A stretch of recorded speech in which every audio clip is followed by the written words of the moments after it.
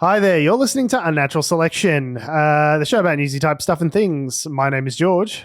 My name is Tom. And my name is Adam. And with our powers combined, we are Unnatural Selection. Make sure you visit us at our salubrious home on the web, unnaturalshow.com. Missed opportunity for Adam to say, and my name is Alice. It was sitting right there, and you just refused to take advantage of it. But it's me. It's always been you. That's the joke. It's always been me. That's the running gag. And I really feel, Adam, like you've clearly had a big one, maybe the night before. I feel you speaking just needs like a not safe for work tag because it's just sexy. You're sounding real sexy this morning. Sexy or very ill. It's a very different. There's a fine line between the two. Yeah, it is often a curse sometimes when one's illness voice is when they just sound their most like Barry White, just absolute sex machine.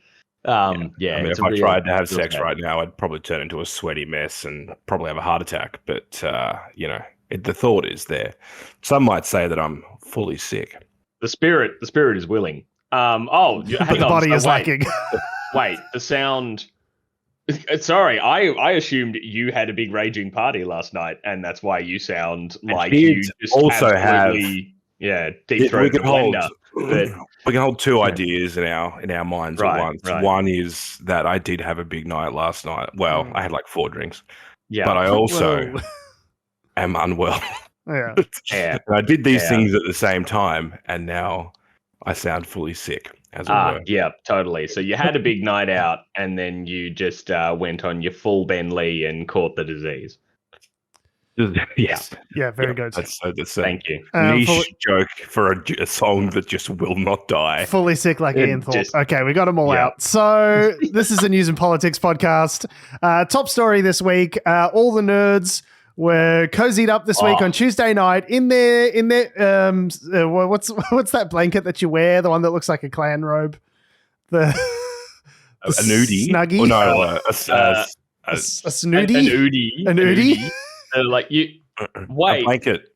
Fuck talking about the budget. You think oodies look like clan robes? They don't? Like the big fluffy hoodie things the ones with that are often covered in cute hood. little avocados and like what? It's like, sure, if the clan hosted like play school, maybe. I don't know. I'm just very sensitive to hoods. As someone with a bit of melanin in my skin, I'm just anytime I see white people wearing hoods, I get concerned. So, so the Oodie. So everyone was, all the nerds this week were snuggled up in their Oodies on the couch with a hot cup of cocoa, watching Treasurer Jim Chalmers deliver his famed budget, what we've all been waiting for. And hotly anticipated budget. Oh. And boy, was it a budget.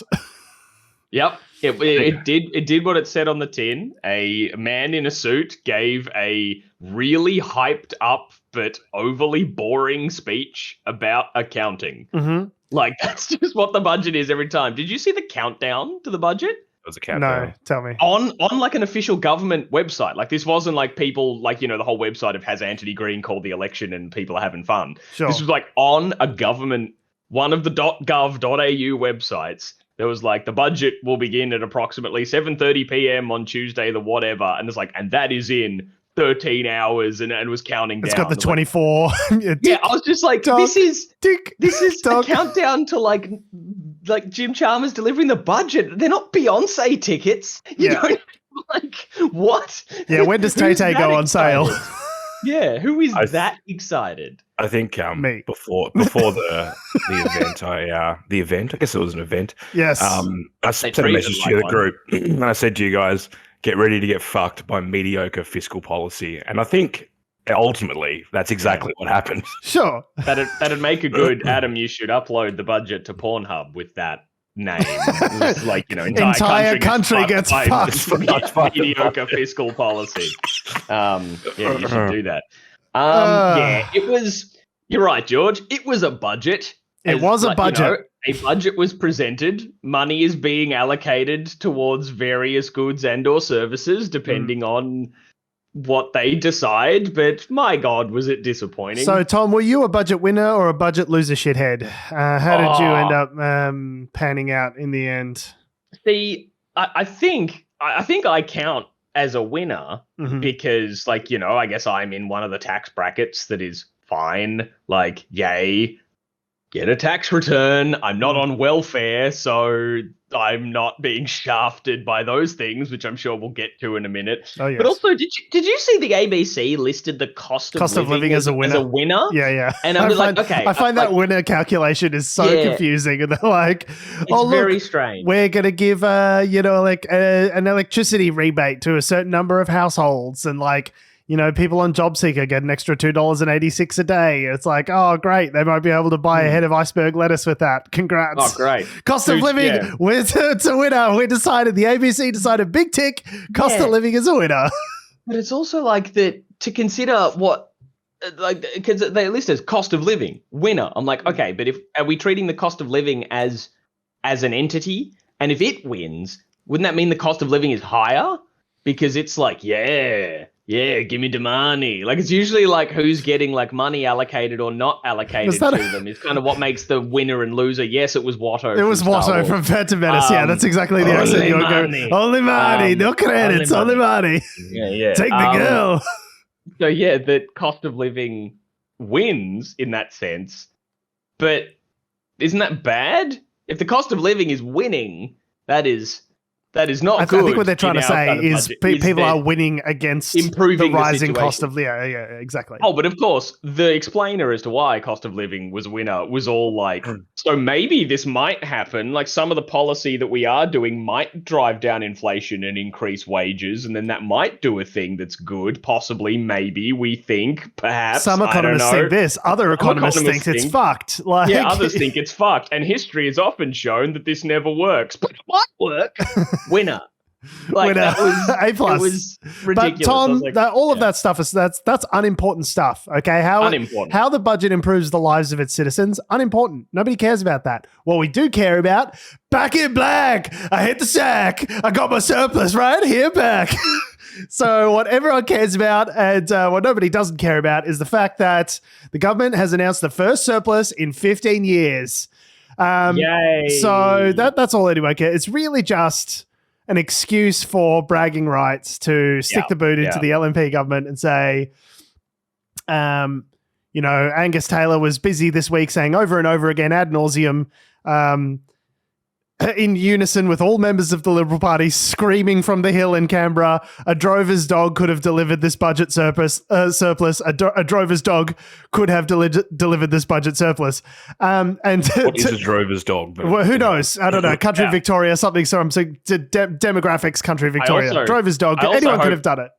If they were screaming at that repeatedly, I hope they said it better than you did. I was stumbling. I was a real stumble.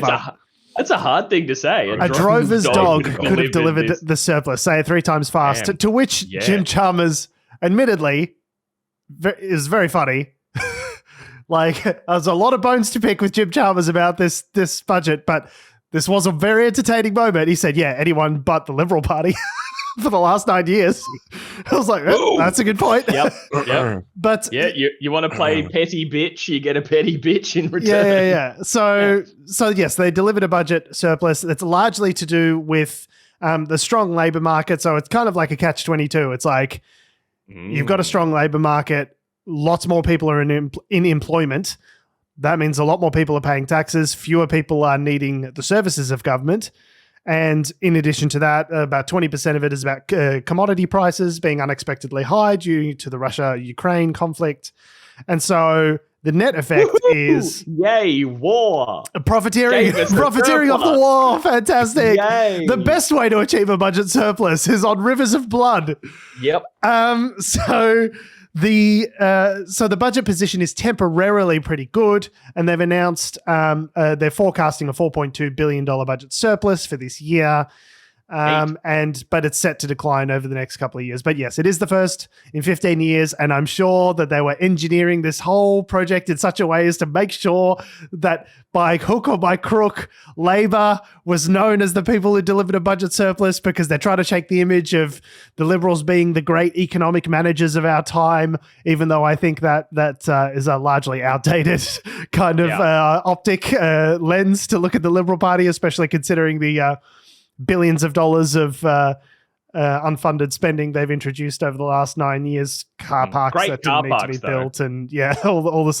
Hey, look, my electorate's in one of those is one of those who got an unfair car park, and I can always get a park in the morning when I go to the station. So I personally love corruption.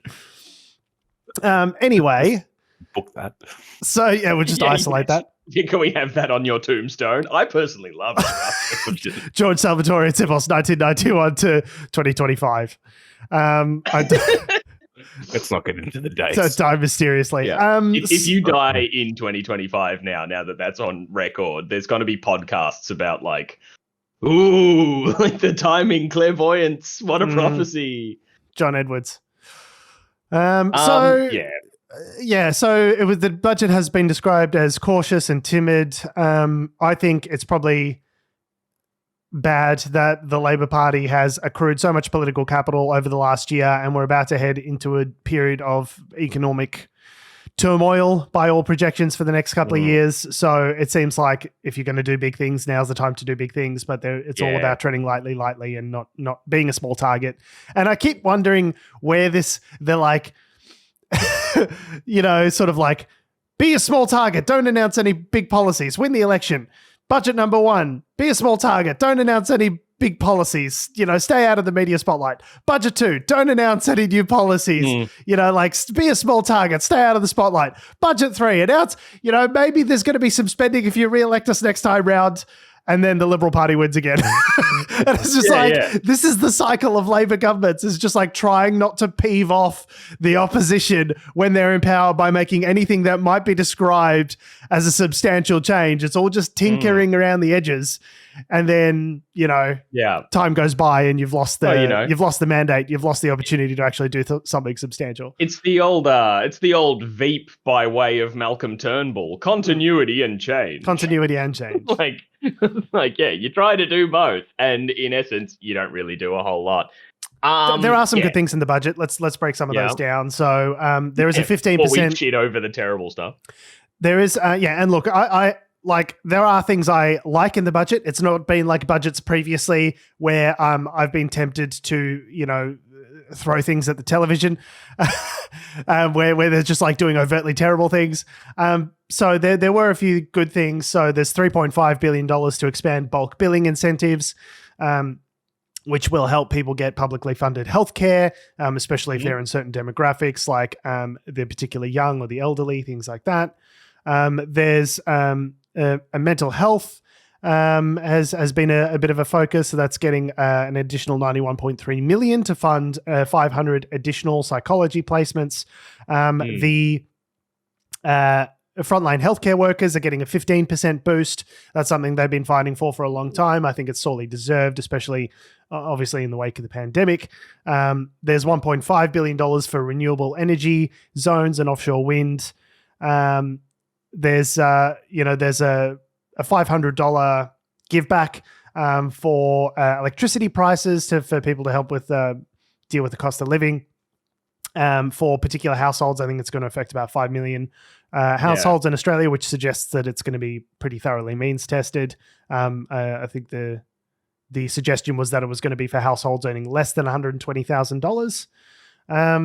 So there are some good things in there, but the thing that they were really dining out on social media was like, we raised the job seeker amount. Yeah. And everyone was keen on the job seeker. All the rumors leading up, will they raise it? Will they not? And there was a really significant pressure campaign on the government to raise the rate, right? It's like it's been trending for weeks. Yeah. And the announcement came and it was met with a resounding. Very good. It was bad. It was bad. It was not good. So essentially the increase for job seeker equates to about $2.86 per day, or about $20 a week.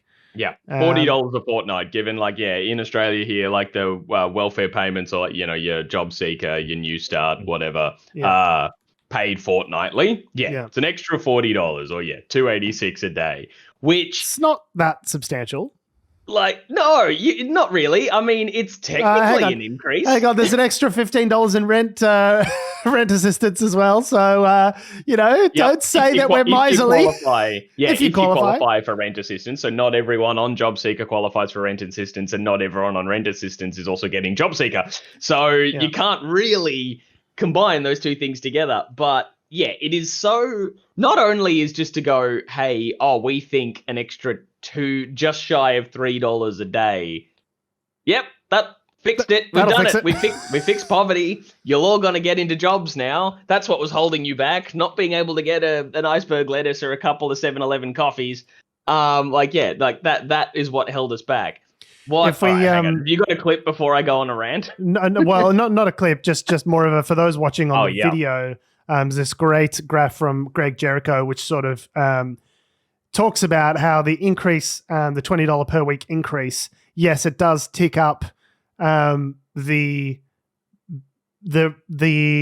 benefits compared to the poverty line. But if you look at it, since 1986, it's been an essentially ever expanding wedge where the difference between the poverty line is up near, it's around $600 and something a week, and the unemployment benefits are around $375 a week, somewhere thereabouts. And that wedge just keeps growing and widening over the years. And yes, it's good that there's some sort of increase, but it brings us back to the amount of disparity that existed about 6 months ago. It really doesn't, it doesn't solve the problem in any impactful sort of really meaningful way. So it's something is better than nothing, but only insofar in that it is literally better than literally nothing. Yeah, and also in terms of raising things, it's the same as when people talk about record profits and stuff, right, for a business. You could post record profits one year, and then the next year you earn $1 more. There's your new record. That's a new profit. Record. It's higher, but not by a lot. And that graph also shows the fantastic, just a little moment. There was a little moment when the welfare benefits brought people to above the poverty line. We talked about it at the time, and it was when there was a supplement during the pandemic, during the lockdowns of the pandemic. So it was remember how doing that brought people out of poverty? Oh, halves childhood poverty, the same story in the United States. It's we can choose to do it. Bringing people out of poverty is just a policy choice. We could just choose to do it at any time. We could absolutely choose to do it. Now, what? Oh, sorry, you've got another graph here. And just another one from Greg Jericho, just before you go into your rant initiating in T-2 minutes. So the government was really going on about how the PRRT, which I believe stands for the Petroleum Resources Rent Tax, so money that we get as a country from gas companies. They were going on about how we're going to get an extra $2.7 billion, and the government's really sticking it to the fossil fuel companies, man. We're sticking it to the man. But if you actually look at the budget over the forward estimates, so over the next sort of couple of years, the changes that they've made that are really going to bring in substantial money are nothing, nothing to do with the PRRT. The tax on beer that they've levied that's going to be higher is an extra $2.8 billion. Visa application charges that they've raised are going to be $3.3 billion. Spirits, the changes on alcohol are going to be $3.8 billion. And the new tobacco excise that they announced last week as a result of the vaping sort of situation that they're looking into is set to bring in an extra $13.4 billion. So it's are you telling me they're going to increase the tax on alcohol? Yes, several kinds of alcohol and cigarettes. So Labor's trying to ruin your Friday night. They started trying to ruin your weekend with electric vehicles, ruin the camping trip, and now they're trying to ruin your Friday night. Yeah, not only is it harder to go on the camping trip, and now you can't get absolutely fucked while you're there.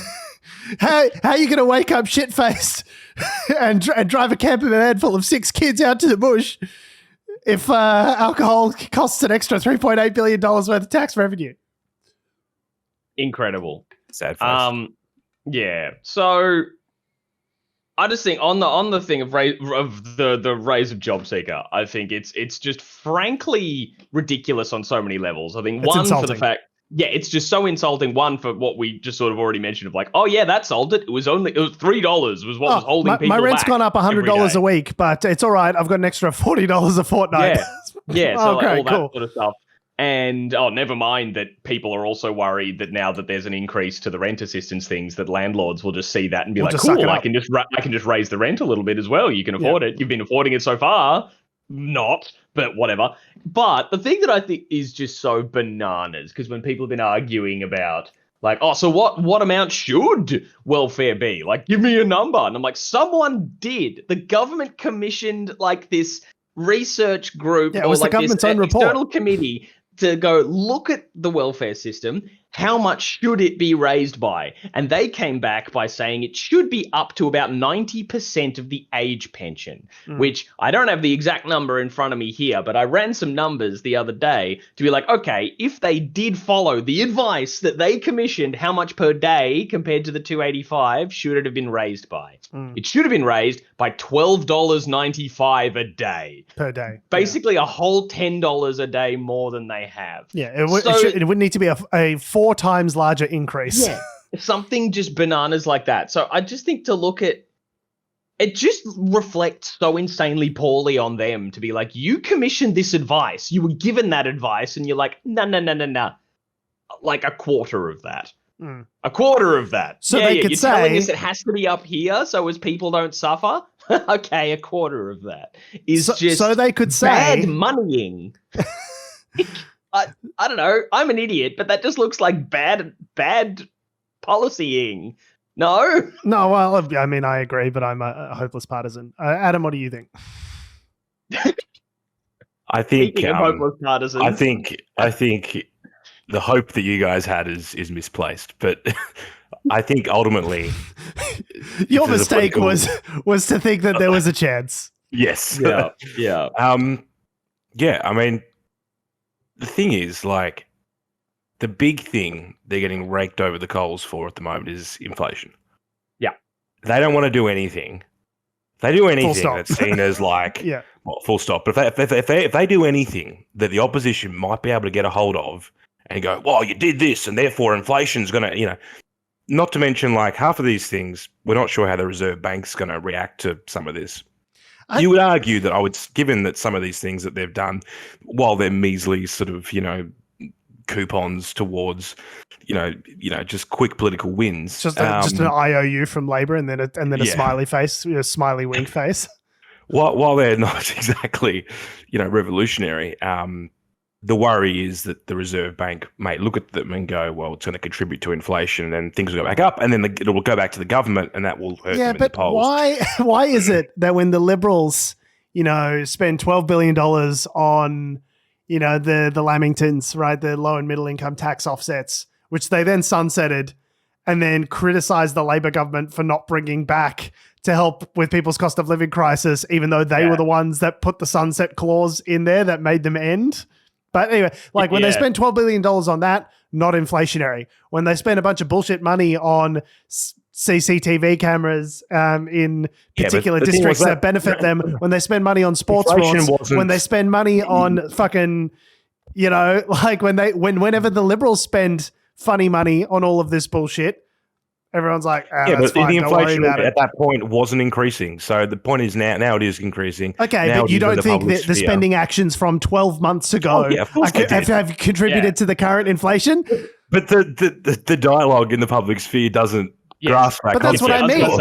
I think Adam's point is that people are people and people are garbage and stupid and aren't putting those two things together. But it's like when the Liberals do it, it's just like sound fiscal policy. And when the chickens come home to roost, the Liberal government's like, where are all these chickens here? Where do all these chickens come from? Must be Labor's fault. I would be interested to see, next year, whether or not they try to do something a bit more adventurous if trade wins are in their favour. But that's the thing, is it'll be if trade wins are in their favour. I mean, is it a bad budget? It's not a bad budget, but is it a good budget? It's not over. It's an budget. It's not overtly cruel, which I guess is a step up from the previous government. Like, we're no longer, it's that thing of like, I'll stop punching you in the head. Thank you. I'm no longer in pain. I'm not being punched in the head anymore. Yeah. Thanks very much. And so much of like the discourse around the budget has been anyone like raising the kinds of points that we've been bringing up here has been met with, oh, so you preferred the Scott Morrison government, did you? And no, obviously not.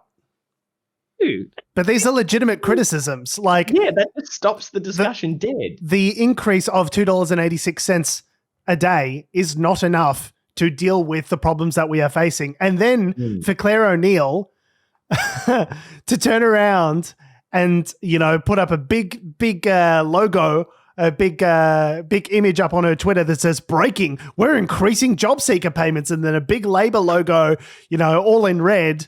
You just the audacity to like dine out on this and try and like go, yeah, we're raising job seeker payments. Like, mate, the Morrison government increased job seeker payments by $50 a fortnight. It's less than the previous guy who we criticized. And you're trying to like dine out on this and get credit? Like, what planet are you living on? The way he framed it, I mean, you listen to the speech in its entirety, the way he framed it was that it was, it sounded like a very Labor left-wing budget. We're going to increase this and make sure these people are looked after and yada, yada, yada. But yeah, the actual numbers are sort of piecemeal. Look, I mean, it's better than a kick in the head. But Labor, better than a kick in the head. But yeah, I mean, the big thing, I guess, is that, yes, they've got a budget surplus and they're banking that, and that's all very well and good for a rainy day. The thing that I guess the transition to our next article is that the stage 3 tax cuts, which have been the other thing over the last 6 months. Yeah, saving pennies but spending pounds. Exactly. Have been discussed, what's happening with these stage 3 tax cuts. Perhaps we could get rid of them to fund certain things. They were not mentioned at all. Nobody mentioned the war. Budget speech. Don't mention the war. And they are, they're still going ahead. And the reason why they weren't mentioned, according to Jim Chalmers, was that, they're actually previous promises. It's got nothing to do with us. Talk about it in this budget. Yeah, the reason I didn't want to talk about it is because it makes me look like a fucking cretin, and I'm just not going to talk about it. Like, if you bring up stage 3 tax cuts, then suddenly I look like the fuckhead who's saying we can't afford things while I could be stopping stage 3 tax cuts. But I don't want to look like that. He literally got on the TV, Jim Chalmers, and when questioned about the $2.86 a day increase to job seeker, and so like, why is it so little? His response is, we've done what we can afford. It's like, okay. He also tried to pass it off as, you also get the rent assistance and you also get the energy bills. Yeah, that's the talking point. You've got to see it as a package. Which is great if you can afford a house, which you can't get it by living on just job seeker. you know what I mean? It's like, it's such circuitous logic. Like, I don't want to just be like throw the baby out with the bathwater or whatever the expression is, but like ultimately, I mean, you saw that graph. It's been there since the 80s. The reason why they don't increase job seeker is because they don't want to, they want people to, they want to incentivize the desire to work and not I understand that, but when we're at maximum employment and you've just run on a platform of increasing job seeker, that was one of your key platforms during the election less than 12 months ago, people see that and then they get disenfranchised because they think, well, what was the point of voting for this government? They're just the same as the last guys. They're just not, they don't speak as cruelly, right? The salesmanship is a little bit better, but the actual policies don't actually change. They campaigned. Anthony Albanese was tweeting furiously during the election campaign saying, we're going to vote for a government that's going to increase job seeker and the dignity of people and yada, yada, yada. And we took them at their word. Yeah. He tweeted that meme, I remember ages ago, that was all like, the Labor Party thinks $40 a day isn't enough, but the Liberal Party, what do they think? Yeah, question mark. So the Labor Party thinks $42.86 a day is enough. That's people what he wants to get saying. They get the numbers, but they'll remember the memes. That's what we've got to take out of this. Anyway, stage 3 tax cuts. What are they? Let's just summarize because people always forget if you're not. Yeah, so essentially they're tax cuts that have been legislated. So there are a bunch of stage 1 and stage 2 tax cuts that were legislated by the previous government.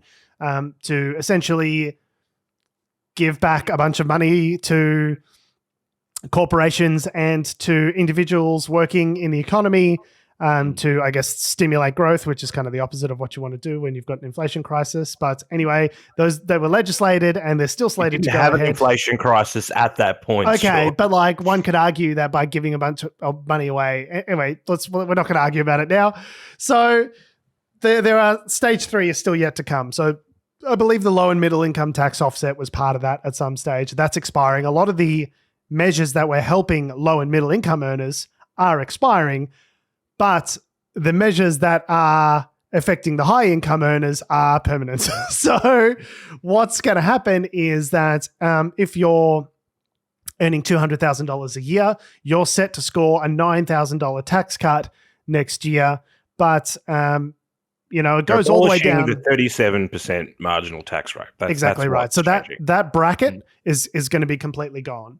And I understand there are arguments about bracket creep and especially in the context of inflation where wages are rising fairly precipitously, you want to make sure that the tax brackets that you've got are aligned to people's actual spending power, right? Which, by the way, I don't know why we don't just then index the tax brackets to inflation and then everything automatically matches. I don't know why we need to keep having this fight every 3 years, but sure, that's fine. Yeah. The legal document which enshrines it won't take the percentage icon. The percentage icon doesn't. It's a formatting issue, is what you're saying. Yeah, the percentage symbol just won't rounding go in. error. Yeah. Okay. Excel keeps thinking it's a date. Yeah, exactly. Yeah, it's and in the American formatting where the month goes before the day for some inexplicable reason.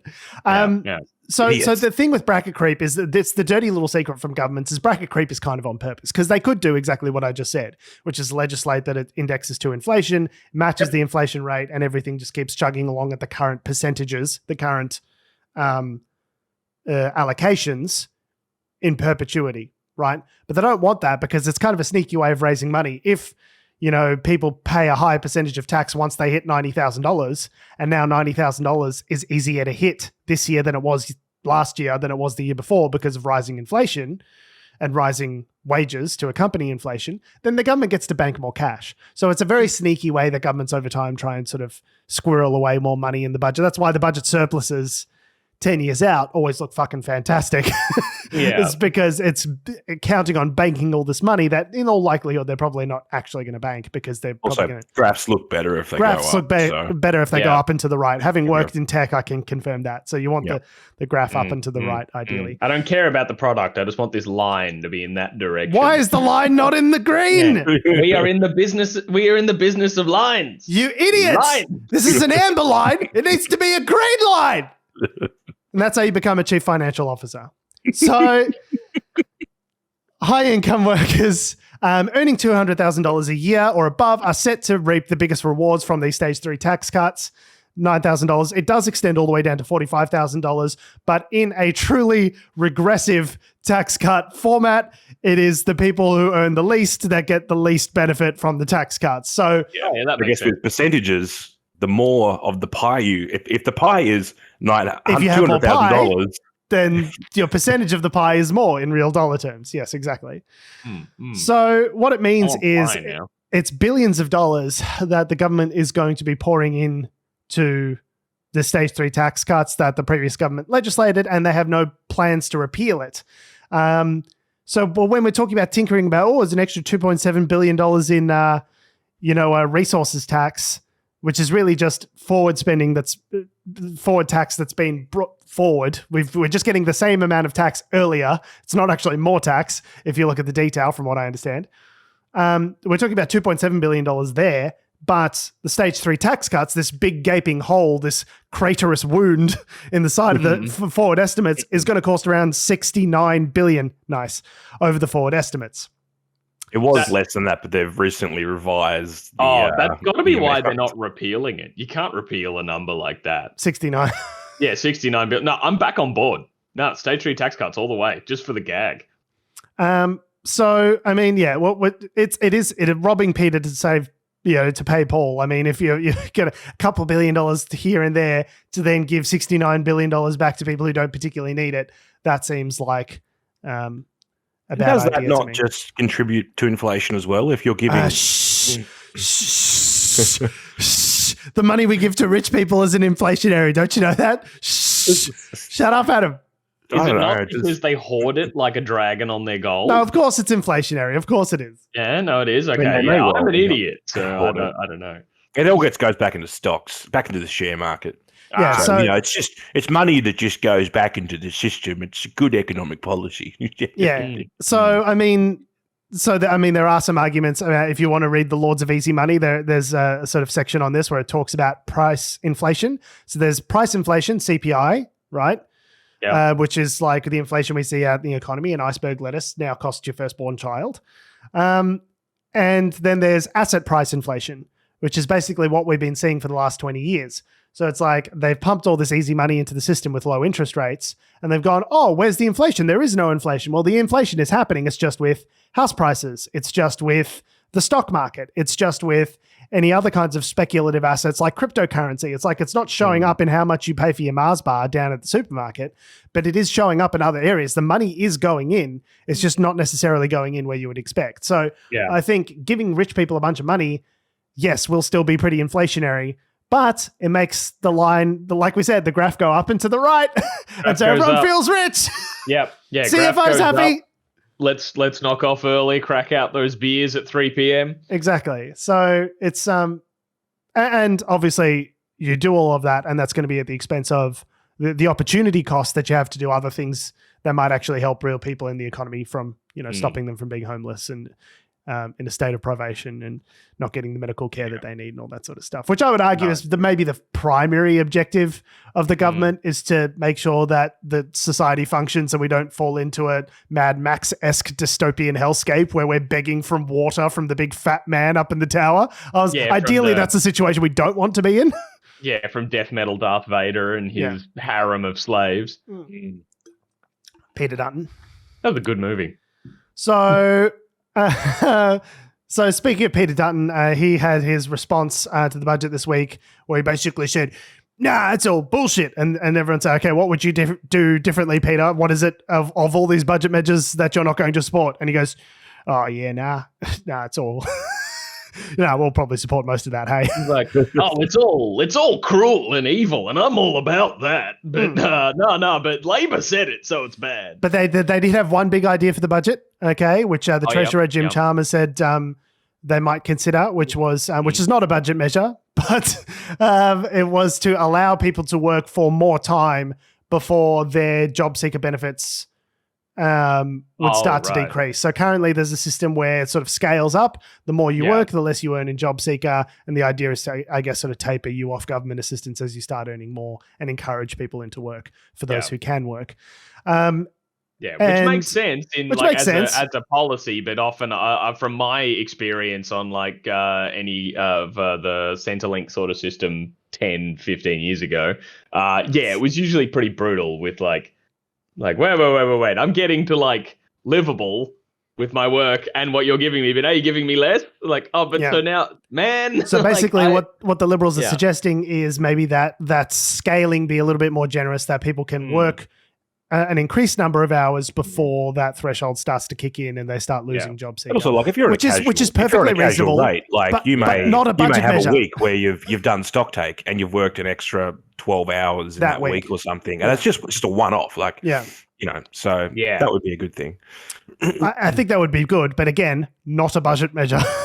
And Angus Taylor's assistant treasurer and Easter Island statue / medical moron Angus Taylor has been making the rounds this week, saying that a drover's dog could have delivered the surplus and there's nothing special about it, but also like we wouldn't change a thing. So that's great for the debate. Like we're the dog. Yeah. We're the drover's dog. We should have been the idiot dog that delivered that surplus. Yeah.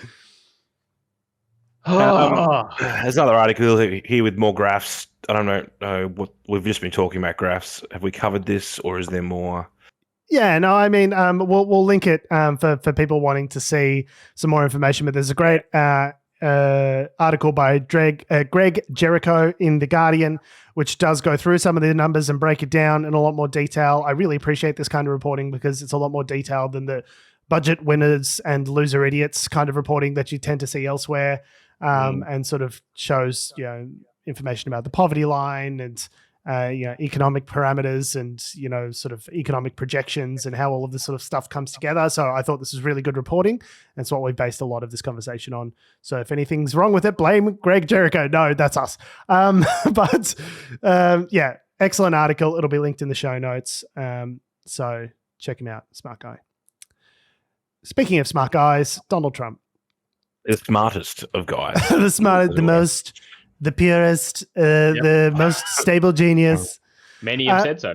So I don't know if you guys caught any of the CNN shit show that happened this week with Donald Trump. There was a town hall. I haven't watched a lot of the clips of the actual town hall itself. I did see the protests. It was bad.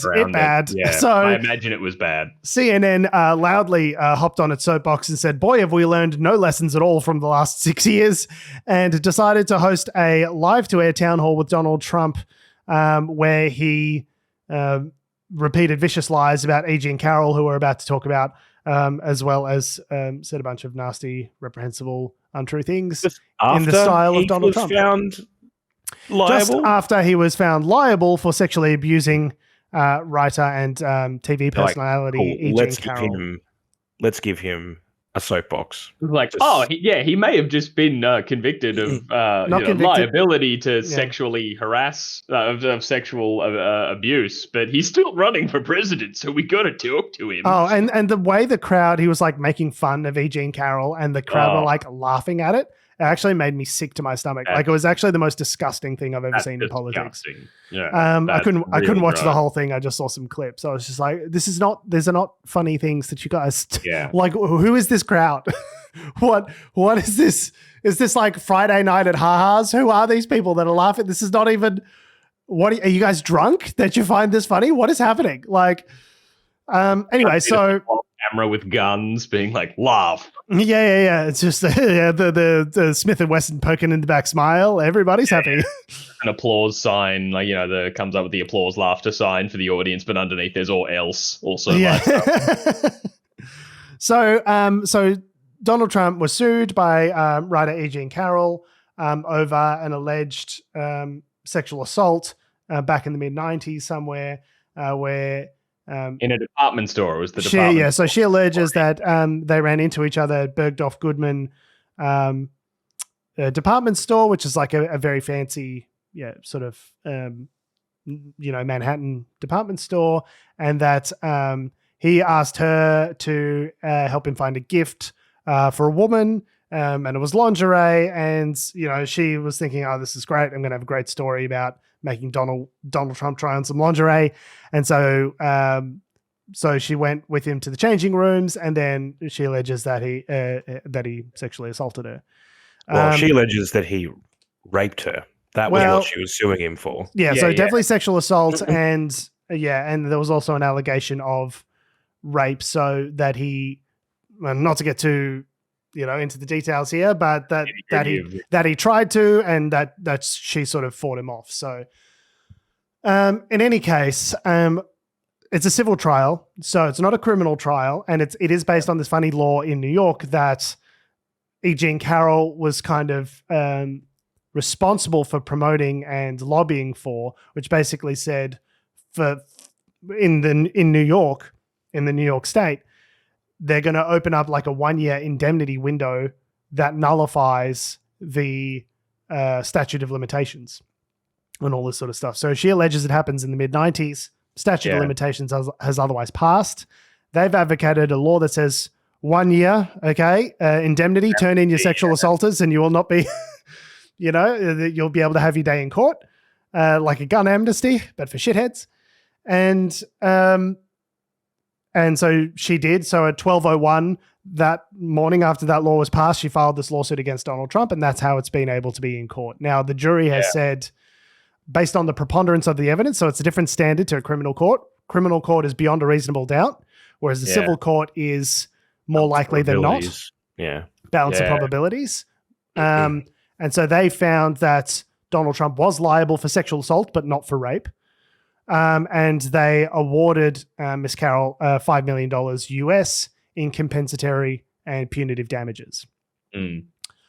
So for legal reasons, it's kind of like the OJ trial, how OJ was found not guilty of the murder, but then was found to be liable for civilly liable for, things that happened during the murder, and he needed to pay out the families. So it is kind of a weird, kind of like sideways roundabout gotcha.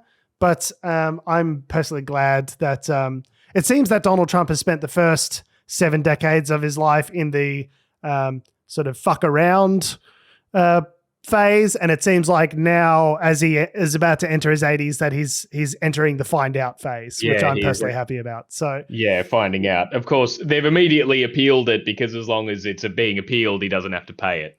Yeah. So there's, they'll keep appealing it and appealing it and appealing it in any way they can to weasel out of it. But yeah, so the thing that I found really weird was the video that emerged of him from the deposition. Oh, yeah. Yep. So they basically sort of asked him about some of this stuff, and his response was, I don't know if it's actually in the text, but from memory, it was something like, "Oh well, like there was no sort of, oh yeah, like I probably shouldn't have done that. It was just, oh well, that's the way it was back then," kind of thing. That was his response. Yeah, well, she asked him about the grab him by the pussy tape, the Access Hollywood tape. Yeah. And she said, like, "Did you say that?" And he said something to the effect of like, "Oh yeah, well that's how it's been for millions of years with stars, fortunately or unfortunately." And I was like, when would it be fortunately, Donald? Wow. When would it be fortunate that you can do that? Crazy shit. Yeah. That was it. That was what I was thinking of. Sorry. Yeah. It's been the way for stars for millions of years. Yep. Yes, in the millions of years. I find so weird is he calls himself a star. That's the thing. And not an ex-president of the not a historical figure, but a star. Yeah. Mm. Unhinged. But such a dumpster fire of a person. Yeah. So, I mean, it's it'd be good if he faced some criminal consequences, but I have to think that, for some small portion of the electorate, every one of these dings, like being found liable for sexual assault and having to pay $5 million, and the indictment against you in New York State, and there's a case still ongoing against him in Georgia for the Raffensperger, go and find me 11,000 votes, and there's investigations about their charity endeavors. I say charity endeavors in air quotes there, because it seems like they were mostly just a way of laundering money to themselves and buying their own paintings and giving them to themselves and all sorts of weirdness. But there's a plethora of different kinds of legal actions against Trump. So I have to think for some small portion of the electorate, that might make a meaningful impact. If you're trying to vote for the guy that's been convicted several times over of several different state and federal crimes, that surely must matter to like 0.5% of voters in Wisconsin. Surely 10,000 people could look at that guy. That's probably a bad idea in Wisconsin. It'd be nice. Yeah. It would be nice if something sticks to him. Like, I know obviously in this case, it's not like criminal or any of that sort of stuff. So sticking to him is just he's $5 million poorer. But I'll take it. Yeah, I'll take it. I'll take any wins against this fuckwit. Yeah. So what are your thoughts, Adam? I think it is good, and I will await the results of the other. Do you want to expand on that a little bit more? Maybe that just beyond that is good. As someone who is commentating on the internet, I feel as though a hot take is necessary. I don't have any hot takes. I don't have any. I'm out of Donald Trump. To be honest, I'm out of fucking hot takes. I'm so done with him. I can't stand the idea that we might have to chat about this for another. Yeah, but my brain is like, I can't say anything that hasn't already been said about Donald Trump. Do you know what I mean? Yeah. Like, we post an article up and I roll my eyes. Like that's the response I have, is a rolled eye. That is my hot take. I've been singing that Bo Burnham song over and over in my head for the last couple of weeks since Joe Biden announced that he was running for the presidency again. Yeah. How was the best case scenario? Joe Biden. Joe. They're really gonna make me vote for Joe Biden. Yeah, that's definitely how I think a lot of Americans feel. It's just like, God, I can't believe we're doing this. It's going to be just rock'em sock'em octogenarians battling it out again for the fucking presidency. I just can't do it again, man. I can't cover this for another 5 years. I can't do it, man.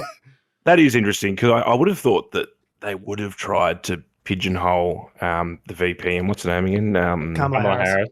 Yeah, but obviously they're not doing that because that might not work out in their favor. She seems uniquely uncharismatic. Yes. So, it's the old choice of the douchebag and the turd, the giant douche and the turd sandwich from South Park, I guess. Yeah. On point. The other thing that staggers me is like, if that was anyone else, if anyone else was found liable for sexually assaulting someone, they are cancelled into the next. Yeah, so much for cancel culture. Where's the cancel culture now? Lips, where's my cancel culture? I keep being told by the conservatives that cancel culture rules everything. And you could say or do the slightest little thing and get cancelled. Donald Trump has got the entire prosecutorial, the entire judiciary stacked up against him with a queue of cases. And they're like, I'll still vote for him, though. I'm not going to vote for Joe Biden. That's crazy. He's a Democrat. So I don't know. He's an enigma. I don't get it. And I'm sick of talking about it. Agreed. Here we are. What I'm not sick of talking about, though, are football stadiums. I love football stadiums, and I love a constitutional. No, it's not a constitutional crisis, but I love a political crisis. Tasmania, we talked about the other week. They're building a stadium for a football team. Everyone's really excited because backed by popular demand. We're spending $715 million on an AFL stadium. Wait, where have two of my backbenchers gone? They're building a football stadium for a football team that Tasmanians are being told they want. You want it? To be fair, there are people that do want it. But it's one of these key things. Do they want it more than the other people want housing? Well, I don't know. I think there's more to it than just it's a black and white choice. But what's happened this week is that two Tasmanian Liberal MPs have quit the party to sit as independents, mostly over the fact that they weren't consulted or even notified that the stadium was going to be given the green light from the state government. And their argument is, well, how can I represent my electorate on the issues if I don't know that the issues... If you don't send me a text saying, hey, we're going to spend $750 million on a stadium that we don't need. So they've said, we're not even necessarily opposed to the stadium, but we would have liked to have, had the feelers out. Should have been on the group chat. It should have been in the WhatsApp group. Should have been in the WhatsApp group. The thing is with the Tasmanian Parliament is there are a reduced number of seats, I believe, and there's I could be wrong here, but my understanding was there wasn't an upper house either. So basically there's less, when you have members that resign, there's less like redundancy for people to draw on, basically, in terms of the seats. They use the Hare Clark system during elections. It's very confusing. But the point being is now the Tasmanian government is in minority. So they need to have, to pass any legislation, they need to have some other people guarantee supply. And there are some independents and there's, the opposition and the two people that have quit may, still vote with the government. But it means that things are a bit dicey and they can't just rubber stamp things anymore. It may well mean they have to go to an election if they can't pass legislation effectively. Tasmania's had a situation, several situations in the past where there have been minority governments. There's been coalitions between Labor and the Greens. One of a Liberal government, a while ago was minority. They've been quite lucky, actually, in the last, I want to say 10, 12 years that there hasn't been a minority government. And also, it's kind of ironic because one of the things that the Liberals always campaign on in Tasmania is you don't want to have a minority government with Labor and the Greens having a coalition. That'd be terrible. And here we are. Do you think maybe they're leaving the Liberal Party because they're sensing that the Liberal Party is going to get wiped out at the next election? They're like, maybe they'll still vote for us if we just call ourselves independents. Like, I mean, maybe it's one of these things where playing the long game with like funding, the federal funding into this as well, being like, I'll destroy the last. Yes. What else do you need? How about a water park? Yes. What do you mean it's freezing down there? Who doesn't love a wet and wild? It is an interesting politically. It's kind of a little interesting microcosm, I guess, of different things. Does it throw the whole deal into doubt? It's an interesting question because I guess they have to. I don't know how the funding is guaranteed, or whether they have to pass legislation, or whether it just comes out of the budget. It's not really clear. Yeah. There was a big protest, I think yesterday or the day before, which Jackie Lambie and Andrew Wilkie got involved in. They're the federal reps for the state and the electorate, and there are a bunch of people at that. Several hundred people. It looked like maybe sort of protesting the stadium. But this is the thing: is that in Tasmania, there is a vocal minority generally on certain issues. It's hard to gauge what the majority actually think because it's a smaller population. And so the louder people speak, the more clearly the voices come through, even if it's not necessarily what you would call a majority. Unlike here on the mainland where everyone's, the poor, the unfortunate, all of their voices are heard, loudly in Parliament as through a megaphone almost. But look, I mean, there is part of the issue is that it hasn't been with these politicians. Part of the situation is they haven't been given a lot of the information. There is a business case that informs why the AFL has pushed for a stadium, and allegedly, according to the ABC, it's because the existing stadiums, they simply won't. The amount of people that attend the games at those other stadiums, the amount of money they would have to spend to upgrade those stadiums, the business case doesn't stack up. I would love to see that business case. Well, yeah, I mean, there's an article. Cast my eye across that ROI calculator, see how that works. I mean, what the interesting thing is what they are saying is that any new stadium that's built, it needs to have a capacity of about 23,000 people. And for the team to be profitable, they need to have, I think it's about between 15 to sort of 20,000 people per game at each game, right? Isn't that more than the capacity of the other stadiums that exist there, which aren't filling anyway? But this is the thing. I don't know whether, I mean, in theory, people would get behind a local team. But in 5 or 6 years, I don't know. Like, they used to have a VFL team that was really popular when it first launched, and there were 16,000 people at a game. And then 5 years in, there was like 2,000 people at the games. So, will this work in the long run anyway? Did Tasmanians give a shit enough about it? Maybe, maybe not. But the other thing is, like, couldn't they just have a team that's like a Tasmanian team, but they're based in Melbourne and just like play a lot of away games in Sydney, in Tasmania? Like, they have to be physically based in Tasmania to be a Tasmanian team. That's an interesting point. Just get a bunch of players from Tassie and then host it somewhere where the infrastructure is. I mean, the point being is that they want to get. It's about brand and getting people in there and sort of spending an average spend at the games and all this kind of stuff. So the point being is if there's a team in Tassie, more Tasmanians will go to football, and Tasmanians will there's an economic dollar value to that. But look, there are significant problems with the existing stadium in Hobart. It's in a residential area. There are noise limitations. There are light limitations. You can only have like 4 night games a year. There's no parking. You can't expand a stadium on the left-hand side of the ground. It sounds like Tasmania doesn't want a stadium because those are all stadium things. Yeah. Noise and light and people. So what they're saying is they need to build the new one because the other one isn't, in Hobart at least, isn't sufficient. There is another stadium. We need a lot of economic activity. We just don't want any of the noise or light or people that accompany it. Yeah, this is the existing stadium at Bellareve. And there's also another one in the north of the state, which actually probably would be fine. But it's in Launceston. And everyone, the unsaid thing is that there's not enough people in Launceston. That's basically what they're saying. They want to have the main stadium in Hobart. Shouldn't we really then be spending this $1 billion or whatever to maybe just be attaching like rocket boosters to the bottom of Tasmania to like move it, push to it further, a better climate? Yeah, like Bugs Bunny. All those night games. Yeah, so I don't know. I mean, in theory, like if for some reason the stadium was stopped, I guess the question now is, does that mean the AFL team, even though they've signed off on it, the AFL team then? Like, I don't know what happens now. Do you know what I mean? Like, if they stop the stadium, does that mean the AFL team's defunct as well? Because this is the thing, is that at this protest yesterday, they were like, oh, we still want a team. We just don't want the stadium.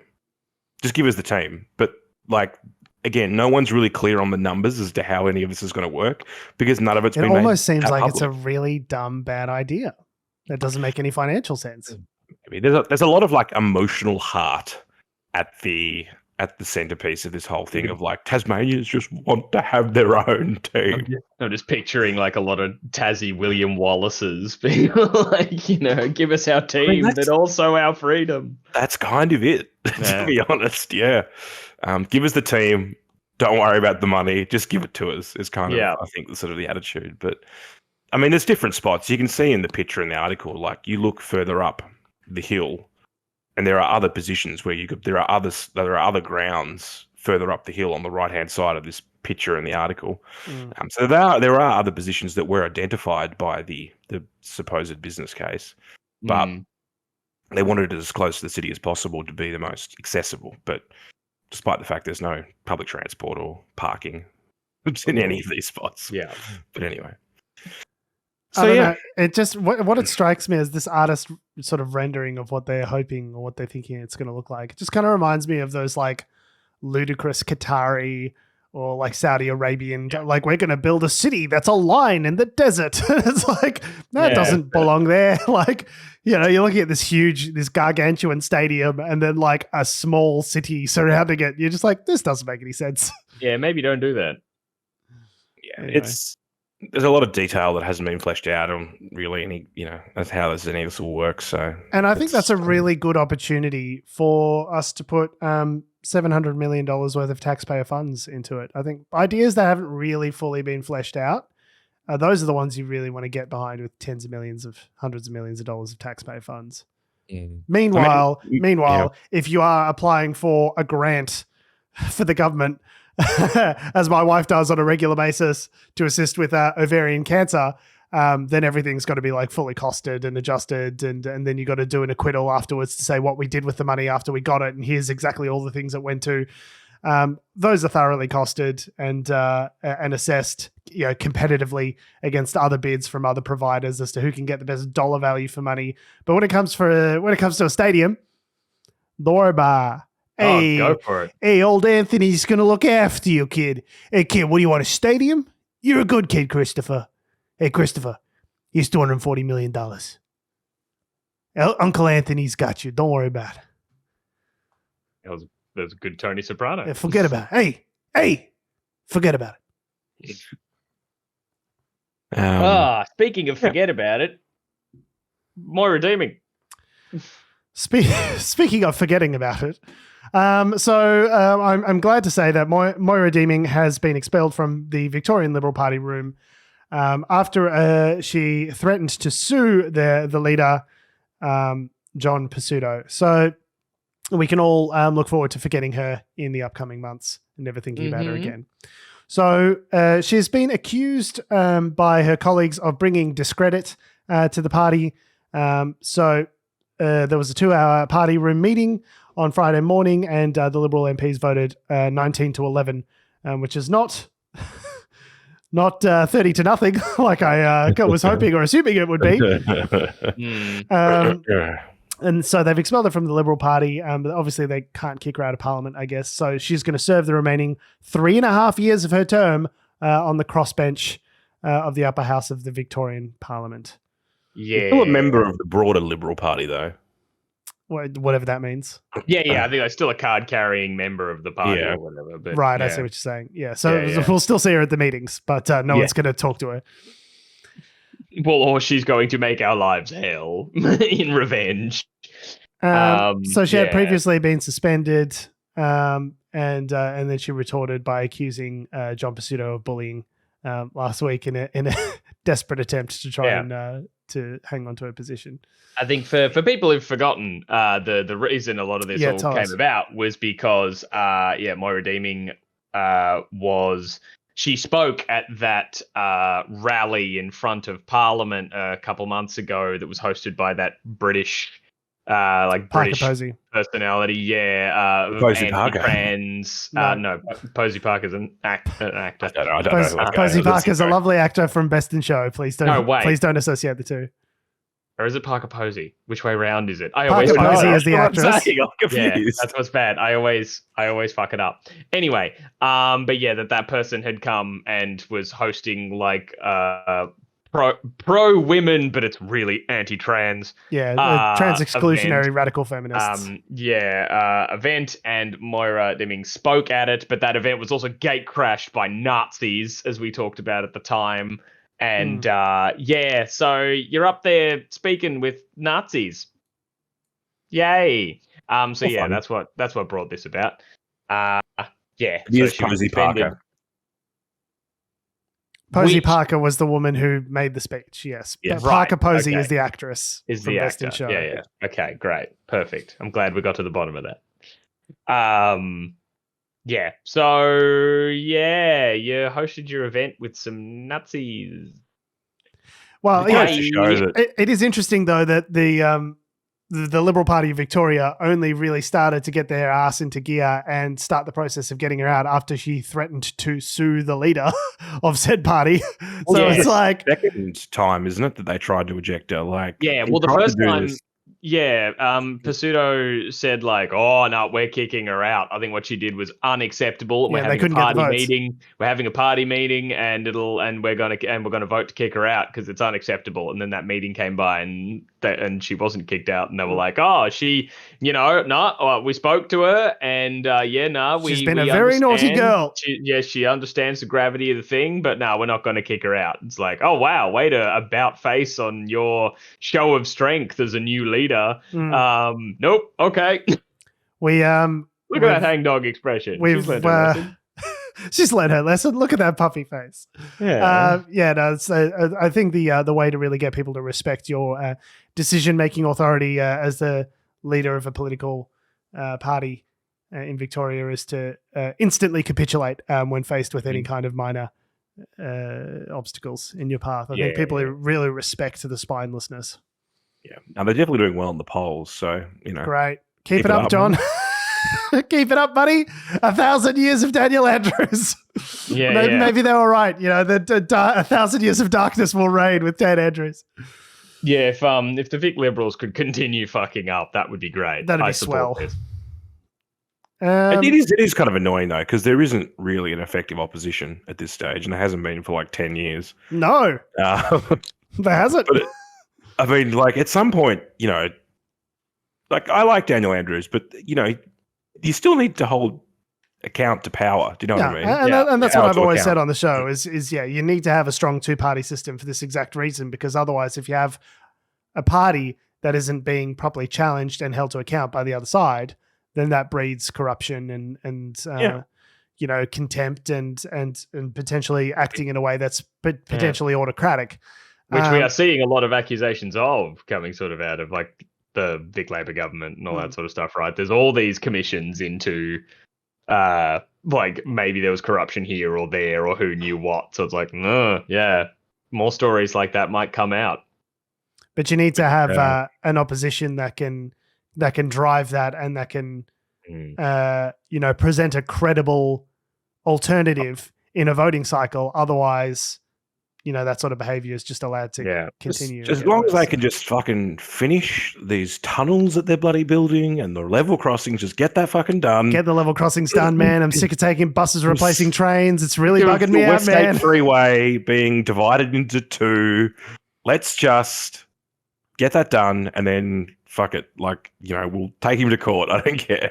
Let's just get all this shit done and then we'll sort it out. Yeah, can you let Dan finish what he started, then prosecute? We're not advocating the prosecution of Dan Andrews, I would like to clarify. I would just say, you need to have an effective opposition, and the Victorian Liberal Party is currently not providing that. No. But, it's good to see people like Moira Deeming being held to account, even if it is for the wrong reasons. Deeming. Not Deeming. It is sad, though, that it's only because she had a go at it. Yeah, it's really not. It's not because of the reprehensible things that she supports and represents, but it's only because she criticized the party's leader that they were able to galvanize enough support and get it together to kick her out. I think that's a pretty searing indictment on the Liberal Party. It's almost 100%. Worse. It's almost worse than just not being able to get rid of her is being able to get rid of her only for petty partisan, sort of political reasons rather than for the thing that she actually did wrong. But yeah. On that hilarious note. yeah, speaking of doing things hilariously wrong, we have been. We are, and we always will be Unnatural Selection. Make sure you visit us at our salubrious home on the web, unnaturalshow.com. Make sure you follow us on all the social media that have, do, or ever will exist at Unnatural Show. That's Facebook, YouTube, Twitter, Instagram, and the fabulous TikTok.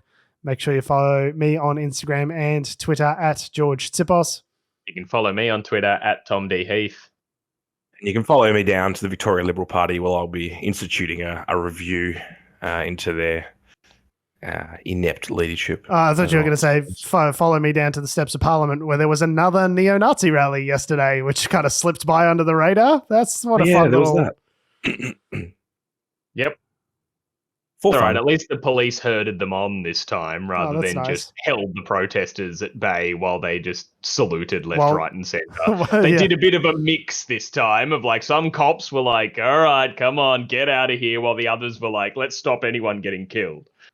Let's, hey, Nazis, scram, get out of here, Nazis. You little scamps, get out of here.